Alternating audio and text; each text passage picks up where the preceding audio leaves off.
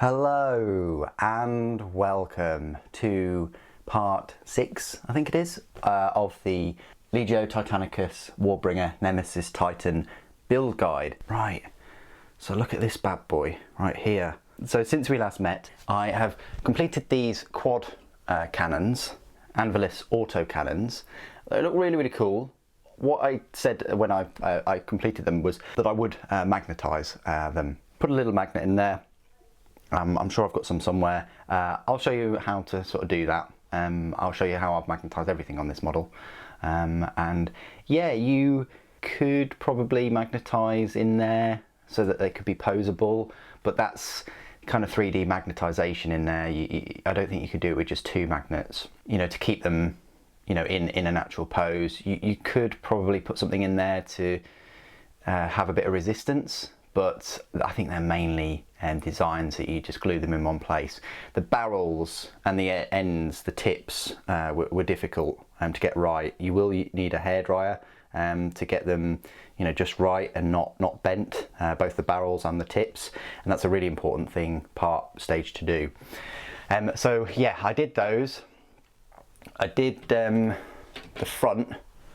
I did this a while ago actually. I've decided not to glue it to the top platform just because I want to get in and do the grating really well with my preferred method of shading with the non-oil and the dry brushing of Necron compound. But I wanted to just glue this piece because this is going to be quite straightforward. I'll spray it lead belcher and then put my black paint in there and put my gold on the rims as usual. And I've got the periscope things there. One's aiming down slightly, one's like so. You can't pose them, unfortunately, but it's cool that you've got them on there. I just like the fact that this Titan has got this thing that you can walk around on the top. No other Titan has that. That's out there, obviously. You know, the Warlord Titan in the game Space Marine, it was a Lucius pattern, and that did have a bit of a walkway on the top across the shoulders.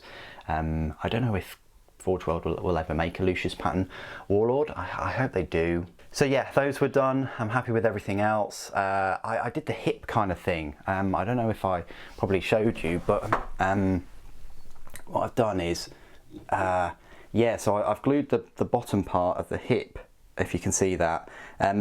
I would suggest you put a magnet at the bottom and put a magnet at the hip just to give that extra bit of stability, because if you haven't worked out your angles right and your levels right for the hips, it's going to be a little bit rear heavy because there are these big chunky loading you know, ammunition loading structures, I want to call them, for the Quake cannon. So yeah, I would suggest you put some kind of magnet in there, but if you don't, keep testing it and things, because I think when the weapons are on the front and the head and things like that, it will be a bit more level. Anyway, this is the big daddy that I wanted to show you, the massive Quake cannon. Absolutely stunning piece. I do apologise that I kind of rushed it and I didn't you know, go through a build guide with it, but that's one of the reasons why I'm doing this video now. Really, is to go through some of the trials and tribulations that I did. Now, just to talk about the Quake cannon. Now, I didn't glue the frame, the supports there onto this rotating platform, just because I want to get in there and paint the fans and everything and paint the bolts, and you can't do that if you glue the Quake cannon on there. So I've left that out. So this is kind of like a, although I've skipped forward a little bit, this is kind of like a lesson of sub-assembly if you want to get all the you know, the main nooks and crannies of the model done. It's one of the reasons why I didn't glue all the armor plates to the legs and the knees and things. So the Quake cannon itself is an absolute whopper. It's not as long as the Bellicosa volcano cannon that the Warlord has, which is right here. I just wanted to do a size comparison. It's almost as long. There's a bit of size comparison going on, isn't there? So it's almost as long as the volcano cannon, but what it lacks in length, it makes up in girth, and we all know girth is better than length. Anyway, on that Quake cannon bombshell. It just gives you an idea that it is, yeah, a whopper of a weapon. This Nemesis Warbringer basically has a Warlord Titan class weapon on its carapace, as well as 2 Reaver class weapons, as well as the 3 Mauler bolt cannons, and as well as the 2 Anvilus autocannons for anti-air. So it is kitted out to the max. You know, the Reaver Titan doesn't have any bolt cannons or point defense. It's got the Apocalypse missile launcher, which is mainly to take out the void shields of other larger Titans, and then it's got the 2 Reaver class weapons, whereas the Warlord has 2 Mauler bolt cannons on the front, 2 twin link las cannons on the rear. You know, you can equip with 2 of these Bellicosa volcano cannons, and then it's got the 2 sort of Reaver class weapons on its carapace. I've got the Reaver turbo lasers on the top of mine. That's because just ForgeWorld only make those and the Apocalypse missile launchers. No doubt I will be purchasing the different weapons for the Warlord quite soon, so I'll be able to show you those. But I just wanted to show you the difference there in sort of size and length and girth. Yeah, in one video, but there you go. Yeah, absolutely stunning weapon, really powerful, silly range, like 480 inches or something silly, and you don't need to see the target. Rightly so, it's going to obliterate anything, let's face it. I really like the ammunition as well. The shells, they've got like little thrusters on the back. Any issues in building this? Well, as you can tell, I'm missing one part of it, the Cognis agitator or something, which comes out here and sort of maybe lights the shell as it's thudded out. I'm not sure. But I'm missing that piece. I just can't find it anywhere. But other than that, I didn't have any issues. The mould lines are a bit, yeah, annoying. There's mould lines on the bottom here, a long mould line, like a slippage, you want to call it, for resin. But because it's on the underside, you're not really going to see that unless you aim the gun really quite at an angle. I haven't gone for the full angle on it, but it's almost at full tilt. Because I wanted to get that impression of like a bombard artillery kind of piece, which is what it is. It's not like a laser weapon like the volcano cannon. Anyway, that's the Quake cannon. Really chuffed with that. What I also did is I went ahead and built the Reaver volcano cannons, and there's a reason why I'm keeping that Bellicosa on there, because these are them, and these are brand new for Reaver class Titans. We didn't have them when the Reaver first came out. We only had the turbo lasers and the I think we got the fist a bit later, but we also got the melter cannon and the Gatling cannon.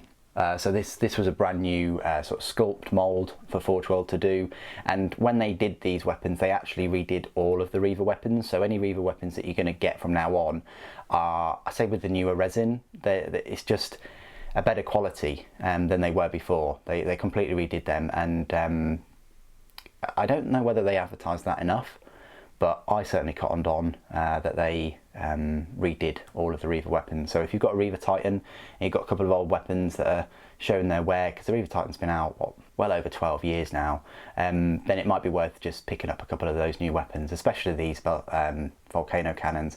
And they are like a mini version of the Bellicosa. They really are. They've got a couple of ports here. You can either attach the sort of cup links there, or you can put some angled pipes there as well, and then attach them. So because the attachments for the cabling is different for the Warbringer as it's different to the Reaver, so just bear that in mind.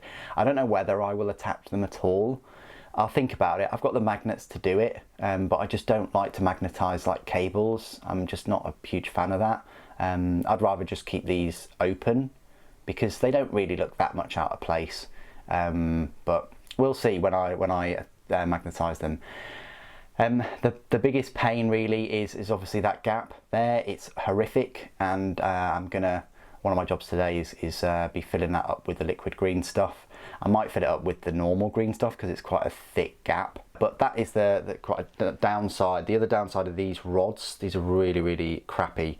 It's hard to get them sort of level and straight, and actually I did break a couple. And I've had to glue them piece by piece, and that really sucks because the Bellicosa volcano cannon has them there. It's similar part, but they don't have any gap in between, so you don't have that issue on this weapon.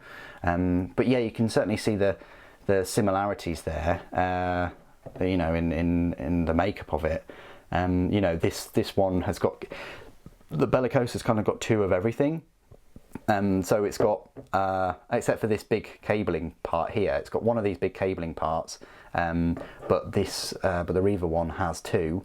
This only has two cables there, whereas this one has two each, and kind of has two heat sinks, really, two individual heat sinks, whereas this one, the heatsink is joined. It's got two of these barrel thingies, whereas the Reaver only has one, and one sort of firing rod, or I don't know what you'd call it. I'd need to speak to the designer. And likewise, it's got one of these supports with an extra ring around the tip, whereas the Reaver doesn't have that ring. It just goes straight into the barrel there. It doesn't have this extra support thing. Armour-wise, I might as well just show you the armour-wise. Yeah, so it helps if I get an actual armour side part that I need. So that would go on like so. So armour-wise, protects enough of the weapon, but not as much as the Bellicosa. What I mean by that is although this surface area is smaller, especially this part over the Reaver Titan, you've got this massive armour plate on top of the other side of the armour there. So you've got this huge thing that protects, you know, I guess the join really, more than anything. Whereas you don't have that on the Reaver. You just have the shield in either side. So they're the main differences between the Bellicosa and the Reaver volcano cannons. The Bellicosa is longer, slightly girthier, has a lot more going on. But I wanted to show you those differences, and yeah, I'll show you the differences when they're painted, of course. And so with that, the only extra pieces I can really show you, because this video is getting along a bit, is these sort of loaders for the Quake cannon. Now these were a bit tricky, mainly because of this part here. You've got to use the hairdryer and sort of bend those. They're not flush at all, which sucks a little bit. Also, you've got to put magnets in here, definitely, to magnetize this to the back, because if Will Hayes or whoever, ForgeWorld, if they design a different rotatable weapon on the top, like a vortex missile or another kind of cannon thing, which would be awesome, then you'll be swapping these out, clearly, and it specifically says in the instruction guide to magnetize these for that purpose. I hope they do release a different a carapace mounted weapon, just to give us a bit of choice, because I can't see myself getting a second one of these Titans. There you go, that's one of these loaders. I've also done a little bit of the head. I want to show you that. Like I've sort of glued the front armour piece. I'm going to glue this after, because I want to paint those lenses and things separately. Likewise, I've glued this part of the head, because I want to get in there and paint the bolts. And if you've got the whole head glued together, you ain't going to get in the in all the detail and things. They've said to magnetize this neck, which you can do. Now, the only downside of that is if you do that, it's going to just be in one pose. So whichever sort of angle you glue this dome onto the neck, it's going to be in that pose, and then you're just going to slot the head. So you can change the head type, but it's always going to be looking in that direction. What I did with the Warlord is I magnetized this dome part, so that you've got a bit of movement. You can twist the head, you can tilt it, you can kind of move it around a little bit, and that's a bit more freedom. So it's up to you what you want to do in regards to this. I'm not a huge fan of this head anyway, so for me, making it look in different directions isn't that much of an issue compared to the Warlord one, which Warlord has some really awesome heads, and for me, that's the way I want it to go with positioning it. But so I think what I'll do is just use their advice and just put the 8 magnets in and just magnetize it that way. So at least I've got the option of putting a better head in there. But I'll go through magnetization with that, and that'll be in the next video. We're almost there. Magnetization is one of the final parts really in getting this model ready. I'll be going through all the magnetization in that video, and then we'll be on to the painting and the spraying, of which I'll do some videos of the painting and the spraying. I'm sure you'll enjoy them, and you'll see which parts I'm painting and spraying first, and all those kind of things. The review of the Nemesis will be out before it's painted. I'll do a review of it once it's all magnetized and ready to be shown, and I will have white tacked all the armor plates and things in place. If you see that, that's just because I'm not sure how much time I can commit to painting it, and I wouldn't want you to wait ages and ages before it's completely painted for me to do a review. But I'll do another review, like a showcase video, once it's painted. But in its review, of course, I'll be comparing its size to the other Titans that I own. So I hope you'll enjoy that. Thank you ever so. If you have enjoyed this video and this series and you found it very useful, please consider liking the video, leaving a comment, subscribing. And the best way to support the channel still is through using the affiliate link to Element Games and buying all your Warhammer goodness from them at a 25% discount using my code in the description and in the comments below. Thank you ever so much for joining me today. Thank you for watching. The Emperor protects.